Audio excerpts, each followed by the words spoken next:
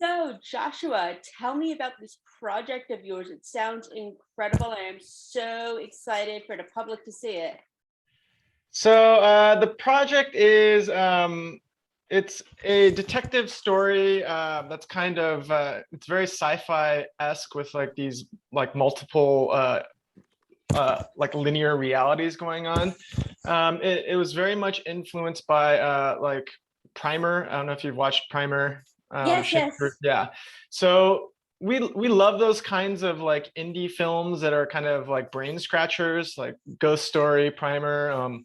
I mean, Tenet, like those like movies where you like kind of F with time a bit. And Yes. so Greg had this great idea about this detective story that kind of time loops, and there's these two partners that are in pursuit and are looking for each other. And then there's a nice, kind of a lot happens in the film. There's a nice like kind of turn and yeah. So Greg Faroka, my partner, wrote this piece, and we were like really excited. And it really all started because we all quit our jobs and we were like, we're gonna make movies. Like our other partner Fidencio, we're like, he's gonna make the first, then I'm gonna make the second, then Greg's gonna make the third, and that's kind of how we got into this. And yeah, Greg wrote this. Greg's a huge sci-fi nerd and loves these kinds of stories. So he wrote something that's so like in line with his personality and the types of things he likes to watch. It's a lot of fun. I don't want to give too much away. I figured as much, but yeah, I got my two favorite things. I love everything with true crime and detective stories, and I love Yeah. sci-fi. So the nerd in me is like, I'm so excited about it. I'm glad. I mean, and it's interesting because we don't have the backing of like big studio money or anything. So we really just tried to bootstrap it by ourselves and like do it legitimately and make sure like our actors were taken care of and that like the crew was taken care of, which presents its own like challenges, right? So I mean, it's fun learning in the process. Like Fid's film, our other partner was the first, and we learned so much. Like that project never saw the light of day because we were just making a ton of mistakes. Oh. And then I ended up making a film that ended up coming out last year, and it was like, all right, we got to the finish line, and then it's like, Greg, now it's your turn to win the Oscar. It's like it's your turn to hit the home run for us. And yeah, Greg definitely delivered. Yeah, it was a lot of fun. A lot of sleepless nights, just trying to like coordinate because it's like the three of us, like, all right, now tomorrow we got to meet at like 8, and then we got to get these people, and we got to bring costume, and it's just a lot of fun. It's a lot of fun working in like a tight little group where we're all just kind of hungry to get this thing done and try to make something as good as we can. Hey, I say if you love what you do, you don't work a day in your life. So I This is think you're true. mission accomplished here. And I'm so proud of you three. Oh, And thank you. yeah, other than it being indie, working on a budget, I'm assuming, what would you say was the other biggest challenge about making this film? The other challenge too is we had limited time in the places that we rented, and so we were like doing research, and typically it's like what, like you should have like 6 shots per like camera setup, and we were pushing it like 2 or 3, so it's kind of like, all right, this one has to be the one, and then we got to move on because we're running out of time. And that presents its own challenges, right? You're constantly in the script and making sure the continuity is right, and like just trying to get um, somewhat of a range without like going too far in one direction so that you could like have something in the can to move on. And so I think that aspect was super challenging, but also fun, and it's fun to watch, like, oh, they took like 50 takes to get this, we did it in 2. It's like a badge of pride, or like we could do it quickly because we're organized. But that was definitely that was a tough one, yeah, for sure. Nice, but I think you did a great job. It was this filmed during the pandemic, before, after? How'd you work out with that? So we shot this right before the pandemic. Oh, Yeah, wow. we shot this right before the pandemic, and then we had some like pickups that happened during the pandemic. So those pickups, we definitely were like, okay, we need to start to minimize, and like we can't bring everyone. And so there was a lot of things where Greg, myself, and our other partner Fid, we talked, and we were like, what can we do where it can just be like maybe 1 or 2 actors in like a safe space, where like we don't need crew and it would just be like us. And so those were some of the challenges later on. But yeah, I mean, we got lucky. Greg barreled ahead. We got lucky. Nice. So maybe you will get that Oscar yet. You should. Or Hopefully. I will invent an award for you, the TV Grapevine, and you could have it. Yes, I love it. I'll hang it. Coolest people ever. I have these like movie posters behind me. Like I have a bunch of movie posters all I around my love place. it. Are those your movies? No. This guy is Moonlight. This one's In the Mood for Love. This is Ex Machina. This one is Burning. This one's Okay, Columbus, okay. and then this one's Akira. Nice. Yes. And what do you hope people like about this movie, other than the fact that it's a love story to all us nerds out there?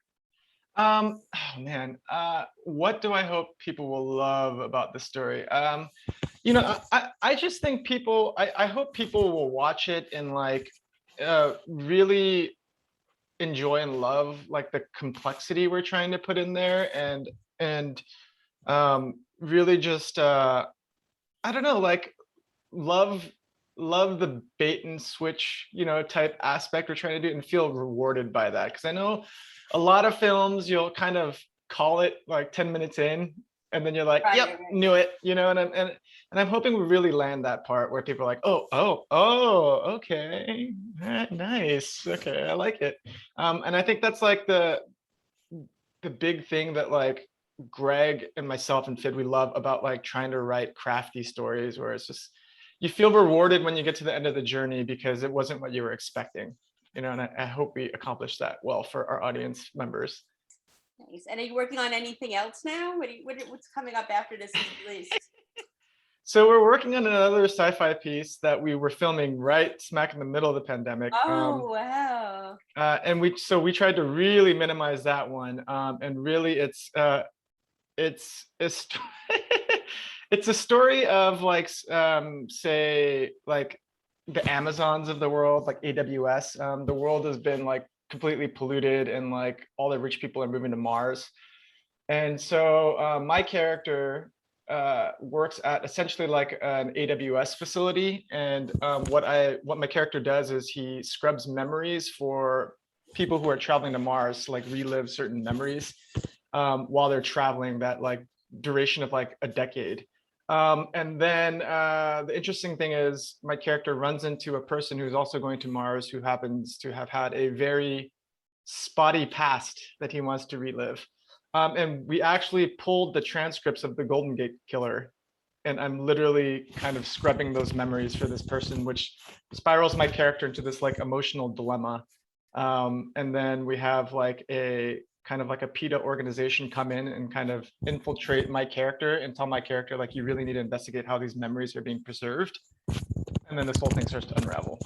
Oh, wow. It's like some kind of Men in Black sci-fi travel thing that I'm loving. Yeah. It's the Men in Black scrubber thing. Yeah, the mind racer. Yeah. There's a lot of stuff in there, and that was fun. We're like halfway through it. We took a little hiatus because it just started getting really difficult, and we're like figuring out the pieces as we were filming. So hopefully we finish that in the next couple months, and then that will go into editing. That'll be a fun one. Nice. And one thing I like asking people I interview is tell me a fun fact about yourself. A fun a fun fact about myself. I don't know if it's fun. I'm super like OCD. I'm like super OCD. I think my wife and I now have like a stasis, but I'm the type of person who like loves to cook, but then I'm like also cleaning while I'm cooking. I'm the guy at the party who will clean while the party's happening that everyone gets annoyed with. I do like, too. I was literally the only one other than my dad that did this. Wait, you're a Virgo. Libra. Oh, I'm on Libra. the cusp. You're on the cusp. Okay, so. maybe it's the Virgo influence. But yeah, it very well might be. Yeah. I'm definitely that person. And it's funny because yeah, I'll have people over and like while they're drinking, they put their cup down. Before they put it down, I'll like wipe the table. I'm like, hey, wait, you can put it down. My wife's always like, relax. I'm like, I am relaxed. This makes me relaxed. I feel good when things are tidy.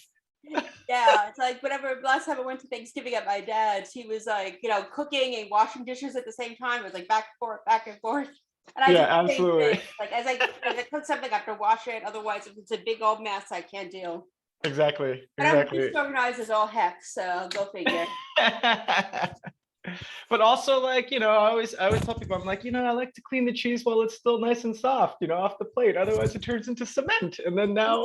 now Yes. I've wasted twice as much time. So yeah, it's about efficiency in my brain. Exactly. And since we're a TV site as well, what are you watching on TV these days? Oh man.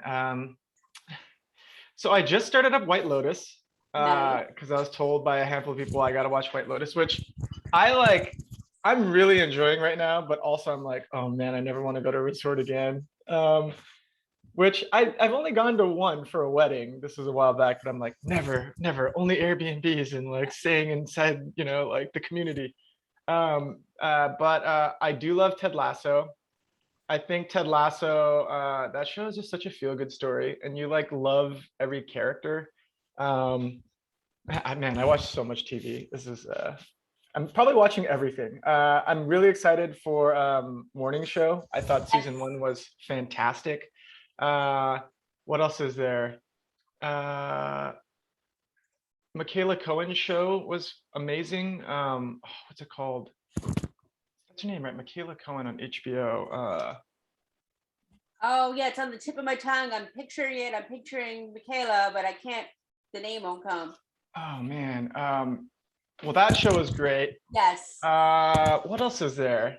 What have you been watching? What are you watching? Oh my gosh, I'm obsessed with Only Murders in the Building on Hulu. Oh, I love that show. It's Yes. great. Did you watch the It's new episode that dropped today? No, I haven't seen it yet. Oh man, I just like man, that show's so fun. It's so much fun. Like Steve Martin, man, he still has it. And him and Martin Short are just always Oh yeah, together. they're And great. Selena Gomez is just incredible. She's Too. good. She's Yeah, adorable. that Yeah. show is awesome. I'm excited for the new Wonder Years. I'm not usually big on network TV, but I am excited for Wonder Years. I think that's Yes. going to be cool because it's like, in Alabama, it's a perspective of a Black family growing up in that time, which was exciting. I do know there's another show called The Immigrant that's going to be releasing soon, which I'm super Yes. excited I for. want to see that too. I'm And excited. and The Dropout, which no, sorry, not The Dropout. There's a show about the with Michael Keaton about the opioid crisis in America. Oh Yeah, yeah. that show looks super awesome. Yeah, and I feel like Apple has these sleepers that I'm just like not paying attention to. I've been told that like season 2 is pretty damn good. So I'm like, okay, I gotta get into that. HBO always drops fire. Yeah. What's on Netflix that's awesome right now? Ooh, I'm trying to think. There's so many good ones on there. I was actually rewatching the Unsolved Mysteries that they premiered last year on there. I watched it all Oh, through the nice. pandemic. I loved that kind of stuff. And oh gosh, it's like I just put on random stuff on there. There's so many good ones. Dad, You're Embarrassing Me was good too. And I'm not being biased because my cousin's in an episode, but my cousin's an actor in LA too. So That's awesome. You know what show I was recommended to watch that like I loved was Invincible, a graphic okay. novel cartoon on Amazon. Yeah. It's super violent, but if you like The Walking Dead and like that kind of stuff, it's the same graphic novel creator, and so it's like really good. I was like, wow. Sandra Oh's the voice, and so I love is her. yeah, and Stephen Yoon. Oh man, the other show, the one that she was in, what's it called? It was on BBC, Sandra Oh's show. Oh man, that was so good. I love season 1 and 2. She's just fantastic. Oh, she's so good. She's like the boss. She I love her. really is. Killing Eve, yes. Killing Eve, there we go. Thank That you. show Thank was you. awesome. Yeah, that show was Yes. really good. But yeah, um, yeah, I watched so much stuff. I'm rewatching The Wire. Nice. I'm like, okay, I gotta rewatch the canons. Let's do this. Of course, yeah. There's no way not to. You have to. Oh yeah. What would you say was your number one guilty pleasure TV show and or movie? Guilty pleasure TV show. I was watching. Okay, I don't think it's so much a guilty pleasure. There's a few. I feel like, when you're watching a lot of like scripted stuff, you're like, oh, you watch reality TV. But I do love Top Chef. I think this pandemic, I like straight up started watching Top Chef, and I probably have gone through like 8 or 9 seasons already. Nice. Just on, because it's perfect to like have in the background, and then you like see good food and you're like, wow, that looks amazing. You're like, wait, what are they doing? Okay. all right, I need to buy microgreens. You're like, okay, I'll go get them at the grocery store next time. But I love that show. I did watch The Bachelorette, which was fun, but I don't know if I'll keep going back to that. There's a lot of drama in those shows. But what was the Netflix one, the love show that was like Love is Blind? Yes, I loved That was cool. I was It's a like, great concept. Yeah. yeah. And I still follow up on them. I'm like, they're still together. It It's so worked. cute. Yeah, it's so sweet.